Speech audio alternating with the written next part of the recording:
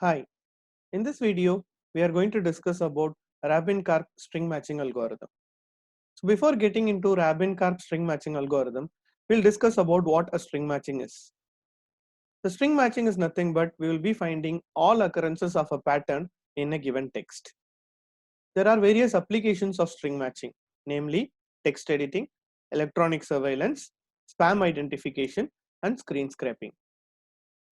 What are the various string matching algorithms available?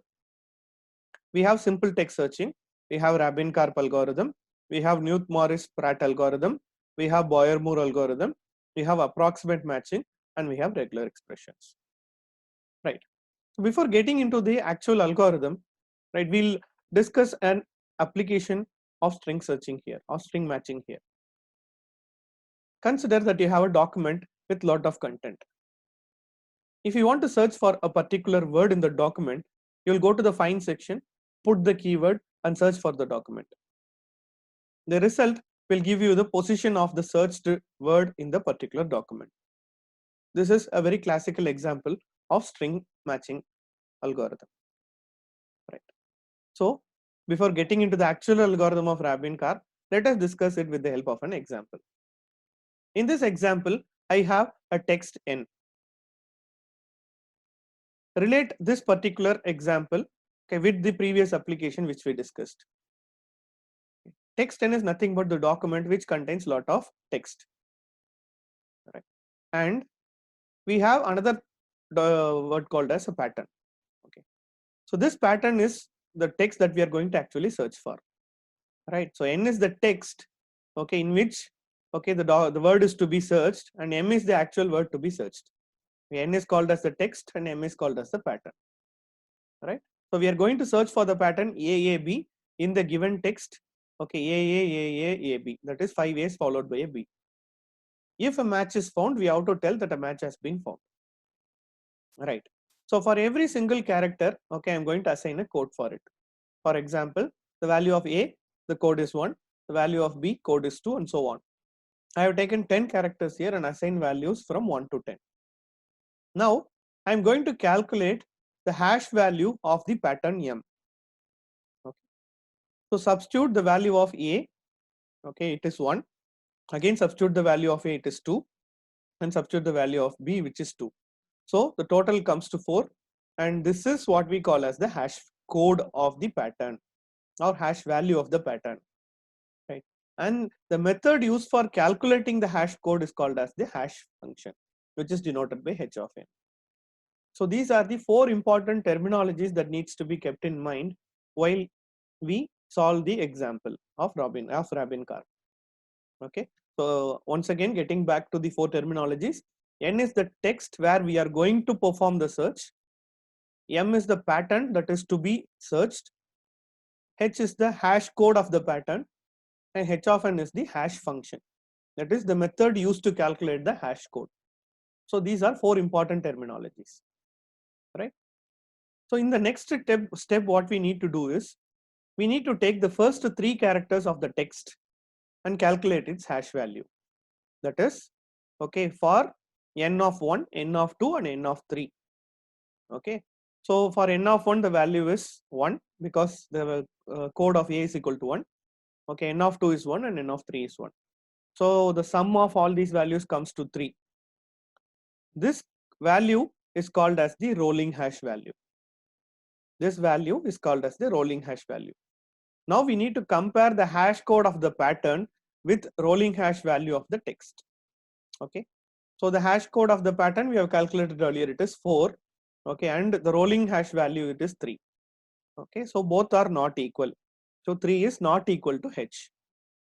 Okay, so once this happens, the next step is to slide the window to the right by 1 character of text n. Right, so you have to slide the window to the right. Okay, I'm sliding the window to the right. That is, I'm taking n2, n3, and n4, and I'm going to again calculate the rolling hash value, which is 1 plus 1 plus 1, and which is again not equal to h because the value of hash code of the pattern is 4, but the rolling hash value is 3. Similarly, okay, move again by right, slide window by right. Again, you have to calculate the hash code, which is again 3 and which is not equal to hash. h, and finally we calculate, okay, the values of n4, n5 and n6, which is 1 plus 1 plus 2, and the value is 4. Now what we get here is the rolling hash value of the text is equal to the hash code of the pattern. So both are equal. When both are equal, okay, when the rolling hash value is equal to the hash code of the pattern, then we need to check for individual patterns, individual characters. We need to check whether individual characters are the same. So here AAB H is equal to 4. Again in the pattern it is AAB H is equal to 4. Now a pattern has been matched. This is the basic idea behind Rabin-Karp. But there are certain disadvantages in the method that is proposed right now. Let us take one more example and see what is the disadvantage there. In this disadvantage, okay, so before going for the next method, we'll also assess the complexity of this method, of this example. Okay, the pattern is AAB, the hash value is 4, right? So for the first 3 times, the hash value is not equal to the rolling hash. Okay, and only at the 4th instance, the hash value and the rolling hash are equal, and then we are checking for individual characters. We are checking whether individual characters are also the same. So the time complexity comes to theta of n minus m plus 1. The average time complexity of Rabin-Karp is theta of n minus m plus 1. Okay, this is one scenario. Okay, this is one scenario of Rabin-Karp, the basic idea behind Rabin-Karp. Okay, so the disadvantage of Rabin-Karp can be explained with the help of another example. Right, so let me take another example here. So where I have the text, that is the text to be searched for is given here, which is denoted by n. Okay, and this is the pattern that is to be searched. Okay, DB is the pattern to be searched. I'm going to use the same character codes for A1, B2. So I'm going to use from A to J the character codes as 1 to 10, right? And I'm going to calculate the hash code of the pattern, that is 4 plus 2 plus 1. So the hash code is 7. H is given as 7. Now repeat the same process which we did earlier. Okay, let us check for the first 3 values of the text, that is n1, n2 and n3. Calculate the rolling hash of n1, n2 and n3. When you calculate the rolling hash, it becomes as 7. 7 is equal to the rolling hash value. Now it is equal to what we call as the hash code of the pattern. But when you compare it character wise, here it is CCA, and but the pattern to be matched is DBA. Okay, so such instances are what we call as spurious hit. Such instances are what we call as spurious hit. A spurious hit occurs when the rolling hash value is equal to the hash code, but the characters are different, right? So go for the next step. Okay, move slide to the right by 1 character. Calculate the hash code. Hash code is not equal to h. Here it is. Rolling hash value is 8. Hash code is 7. Then again move to 1 by 1 character.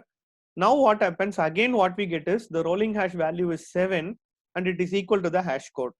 But when you check character wise, here the characters in the text are ADB, but the character that is searched is DBA. Again, this is a spurious hit. Again, this is a spurious hit. Right. Next, we are going to check for N4, N5, and N6. Okay. The rolling hash value is 7. And similarly, the character is also the hash code of the pattern is also 7. And when you compare character wise, okay, N4 is D, M1 is D matched, N5 is B, okay, M2 is B matched, N6 is A, and M3 is A matched. Now we have got an exact match, right? So what is the complexity of this particular example? We know the pattern, we know the hash values. Okay, every time we have a spurious hit, we check, okay, whether the characters are equal. But in the previous example, we didn't have this concept of spurious hit at all. We don't check for the character because there is no match between the rolling hash value and the hash value. Okay, so the complexity of Rabin-Karp algorithm increases to theta of m comma n. That is the worst case complexity of Rabin-Karp is theta of m comma n. So what is the problem here? How to avoid spurious hits, right?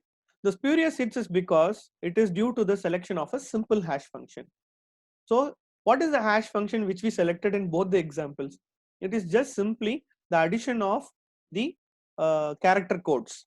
Okay, we are adding the character codes, adding them, and then we are finding out the hash code of the pattern, right? So to avoid spurious hits, you have to select a very powerful hash function. This is the suggestion that was given by Rabin-Karp. Rabin-Karp devised a method of how to devise a powerful hash function. Thus, it will increase the complexity of the hash function and avoid spurious hits. Right. Increasing the complexity of the hash function. How we are going to do that? Right. So I'll compare. Okay, I'll compare and show you. Okay, how to increase the complexity of a hash of the hash function. In the previous two examples, we used very simple hash function. That is, we just what we did was for D the value of the character is 4, for B the value of character is 2, and for 3 the A the value of character is 1. So the hash code has been 7. So this is the previously used hash function, and the hash value is 7. Now I am going to increase the complexity of the hash function, right? So instead of just introducing the particular code for the character, I'm going to multiply it by 10 to the power of 2, to the order of 2. Because there are 3 characters, I'm starting from 10 to the power of 2. If there are 4 characters, I'll start with 10 power 3, order 3, right? So 4 into 10 power 2 plus 2 into 10 power 1 plus 1 into 10 power 0, which amounts to 421. And this is the new hash function that we have actually used. That is, we have increased the complexity of the hash function here. Okay, the new hash value is 421. Thus, we have increased the complexity of the hash function. Okay, so increasing the complexity of the hash function in this way, will it work? Let us see. Let us see. Let us take the same example and use this new hash function and see whether we have spurious hits. So the text that is to be searched for is n. M is the pattern to be searched, DBA. I'm going to use the same character along with its code. Okay, for A1, for B2, and similarly up to J it is 10. Right. So I'm going to calculate the hash code of the pattern, which is 421. Now let us check for CCA, N1, N2, N3. So it becomes 331. But in the previous example, that is example number 2, we had a spurious hit. But now we don't have the spurious hit for same N1, N2, and N3. So slide to the right by 1 character and calculate the rolling hash value. Again, we have 314, which is not equal to H. Similarly, I'm again shifting by 1 character to the right, 142, which is not equal to H. And finally, we have 421, which is equal to H. And when we have the rolling hash value and the hash code equal, then we will go and check the individual characters. N4 it is D, M1 it is D, N5 it is B, M2 it is B, N6 it is A, and M3 it is A. Now we have a pattern match. And the complexity, what happens here? The complexity again comes back to theta of n minus m plus 1, because we don't check for spurious hits at all, because whenever a spurious hit occurs, we check whether individual characters are the same, which increases the complexity. But here that is not the case, right? So this is how we can increase the complexity of the hash function. This is what was suggested by Rabin-Karp. Okay, so just going back to the calculation of the complexity, 4 into 10 power 2. Here we have chosen, we have taken the code for D 4 and multiplied it by 10 power 2. Why did we use the base 10? Because in this example, I have taken just characters from A to J. That is my entire alphabet. My text will contain only characters from A to J. All right. So I have used 10 characters, so I have used 10, the base 10 here. Okay. Suppose if I am using all 26 characters, all 26 alphabets, so it should be 4 into 26 power 2 plus 2 into 26 power 1 plus 1 into 26 power 0. So the hash function, the hash code will be entirely different. Suppose if I am using small letters as well as capital letters, so it will be 4 into 52 power 2, 26 small letters and 26 capital letters. Suppose if I am also using numbers along with the alphabets, it will be 4 into 62 to the power of 2, right? So the base value depends on the vocabulary, or what we can say is depends on the number of characters that you use as part of the text that you are going to search for. right? So keep in mind that you should decide the base value only based on the number of characters that we are going to use as part of the text, right? So thus we have seen about the complexity, we have reduced the complexity back to theta of n minus m plus 1. This is the average complexity for Rabin-Karp algorithm, but still the worst case complexity remains as theta of m into n, right? What is the general formula for the hash function?